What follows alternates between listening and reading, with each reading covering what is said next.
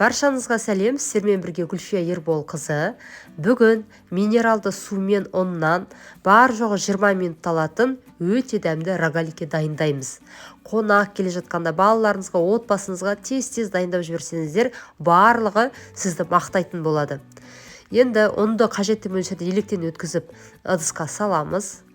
Қант, қопсытқыш, сұйық май және ең бастысы минералды су, жылы болған дұрыс, немесе бөлме температурасында. Барлығын жақсылап араластырамыз. Рогаликиге қажетті ингредиенттерді осы бейненің төменгі жағына жазып қоямын, сол жерден көрсеңіздер болады.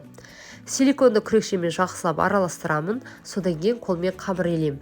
Қамыр өте жұмсақ болып шығады, қолға жабыспайды. Және де қамырды елегеннен кейін 10 минутқа шетке алып қойыңыздар, ортасына бір елеп қойыңыздар.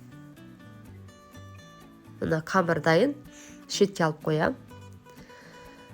10 минуттай тұрды, енді қамырды екіге бөліп, қазір рогалики дайындаймыз. Және де осы рогаликидің ішіне салмасын салсаңыздар болады. Повидло, сгущенка, кез келген нәрсе, изюм, кураға салуға да болады. Бірақ мен ештеңке салмай, тек қамырдың өзінен ғана рогалики дайындаймын. Міне жұқа етіп оқтаумен жаямыз қамырды. Дайын қамырды бірнеше бөлікке бөлеміз. Мені пышақпен бірнеше бөлікке бөліп аласыздар.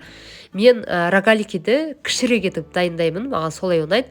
Егер сіздерге үлкен мөлшерде қажет болса, онда өздеріңіз формасын реттеп аласыздар. Және де кез келген салманы салуға болады. Жаңа жоғарыда айтып кеттім ғой.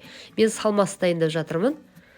Рогаликиді осылай қамырды орайсыздар. Жан-жағын жақсылап қамырды жабыстырған дұрыс, ашылып кетпесін. Және де осылай қантқа батырып аламын. Қараңыздар. Өте әдемі болып шықты. Барлық рогаликиді бейнеде көрсетілгенде дайындап шығамын.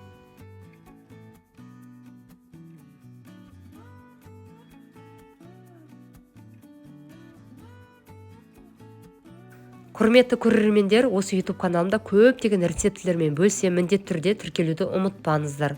Сонымен қатар, осы бейнеде қазір сөйлеп отырмын, даусым біркелкі шықпай жатыр, тұмауратып тұрмын, кешірім өтінемін. Міне барлық рогалики дайындаймыз, толық процеспен бөлісуге тырыстым, түсінікті болсын деп. Және рогаликиді пеште пісіретін формаға саласыздар, пергамент төсеуге болады, мен май жақтым, және 180 градуста 10-15 минут пісіресіздер. Өз пештеріңізге қараңыздар, кейде тез пісуі де мүмкін. Міне біркелкі әдемі болып шығады, және жұмсақ болып шығады. Міндетті түрде жасап көріңіздер. Егер осы рецепт пайдалы болса, комментарийда бөлісуді ұмытпаңыздар. Баршаңызға ас болсын.